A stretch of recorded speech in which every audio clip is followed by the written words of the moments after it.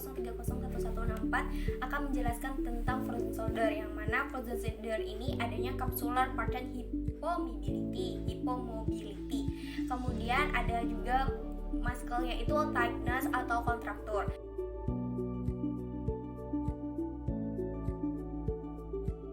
Kemudian untuk pemeriksaan fisioterapi yang kita butuhkan pada frozen shoulder itu diutamakan pemilihan evidence base-nya.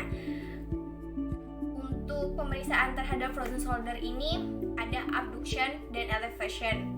Kemudian abduction elevation ini ada pada reverse humeroscapular rhythm dan passive external rotation di most limited. Kemudian pemeriksaan capsules itu passive test order, external rotation, abduction, internal rotation with elastic and feel. Kemudian joint plate movement test itu traction at end range position ke elastic and feel-nya.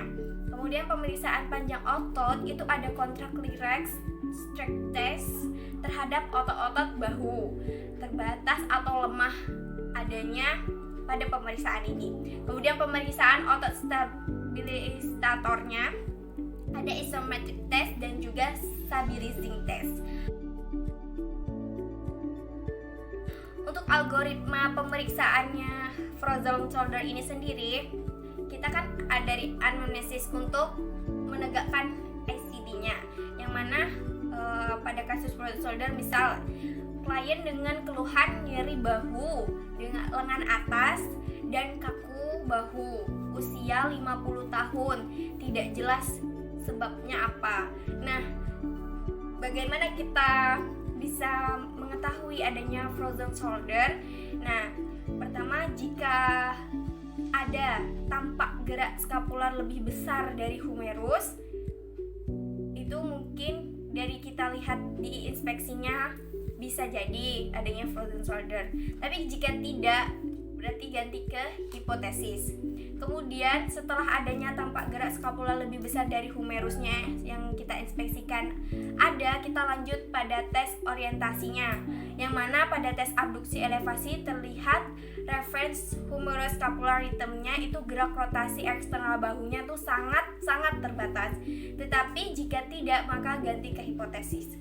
Kemudian jika tidak ada, pada tes orientasinya tidak ada, maka pemeriksaannya itu ke red flag, yang mana Poncas tumor, cervical instability atau dyslesion dan lain-lain. Tetapi jika iya, maka sudah dipastikan bahwasanya pasien ini mengalami frozen shoulder.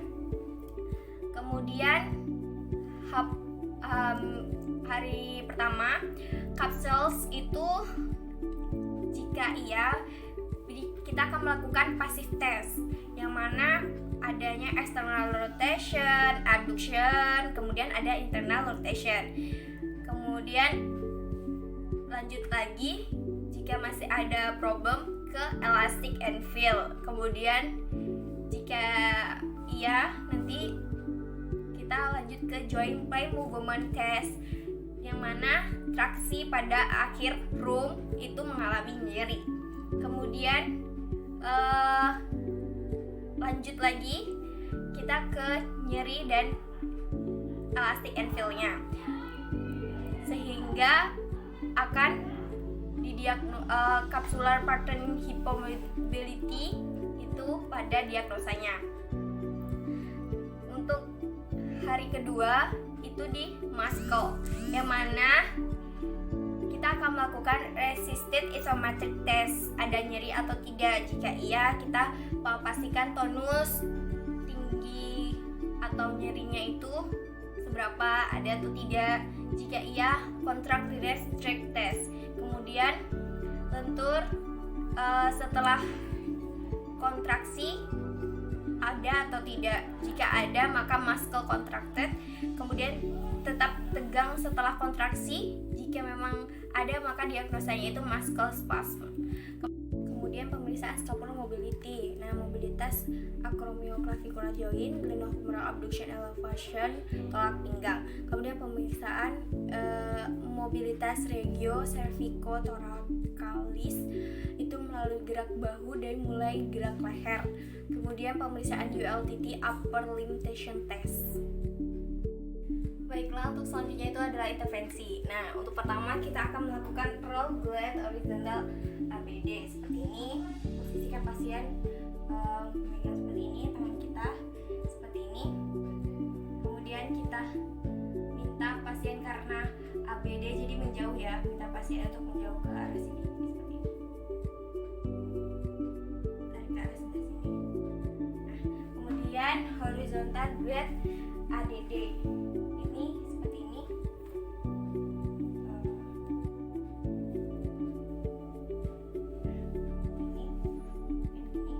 Karena posisi harusnya itu pasien bednya lebih tinggi, cuma karena ini kecil jadi sebisanya aja ya.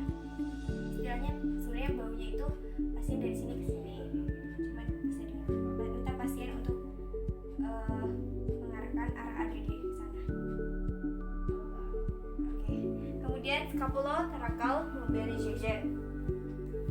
Habis dari sebelah sini kita miring, ini lurus, tangannya lurus seperti ini. Kemudian kita mobilisasikan.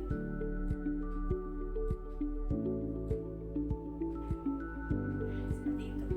Sebelumnya frozen shoulder itu adanya kekakuan dan nyeri pada daerah bahu, yang mana penyebabnya itu belum jelas. Ada yang dikatakan karena bisa disebabkan overuse injury, ada juga yang dimana penyebabnya itu kan di daerah sini di bahu itu ada kapsul. Nah, di sekitar kapsul itu ada jaringan yang saling terhubung, yang mana jaringan yang saling terhubung ini menebal, membentuk kapsul sehingga mengetat, menempel erat, menyebabkan adanya frozen shoulder. Itulah bagaimana adanya rasa nyeri.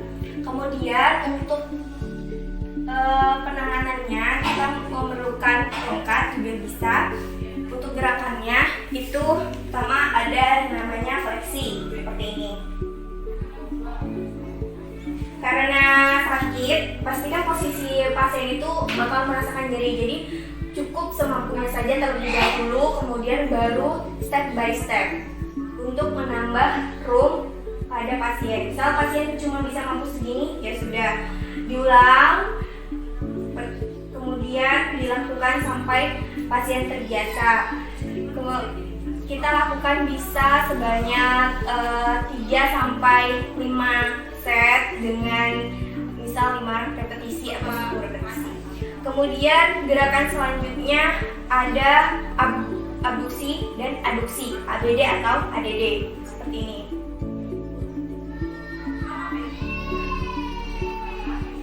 Tergantung daerah nyerinya di shoulder dextra atau shoulder sinistra. Kemudian untuk porsinya itu durasinya sama, dosisnya itu sama seperti yang tadi. Bisa 3 sampai 5 set, kemudian bisa 5 sampai 10 repetisi. Kemudian gerakan selanjutnya itu ada extension seperti ini. Ya, kalau dari samping seperti ini. Oke. Kemudian ada gerakan internal rotation. Jadi kayak kita membuat bentuk S seperti ini. Yang mana bahu yang sehat itu ada di atas untuk menarik.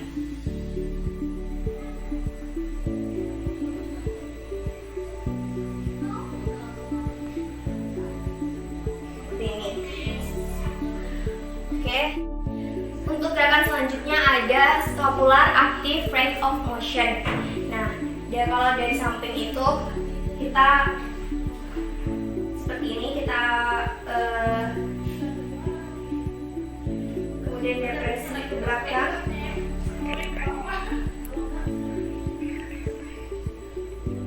Nah, gerakannya seperti itu. Sama kita bisa lakukan 3 sampai 5 set atau 5 sampai 10 repetisi. Kemudian ada bicep stretch, itu seperti ini, badannya yang menyerok seperti ini, maka akan ada tarik atau tarik di bagian sebelah sini. Kemudian terakhir ada, jika pasien sudah ada peningkatan, kita boleh melakukan wall push up seperti ini. Posisikan ini sejajar dengan bahu, kaki sejajar dengan bahu, kemudian seperti ini. Untuk menambah massa dari beban, kita bisa sampai melebarkan seperti ini.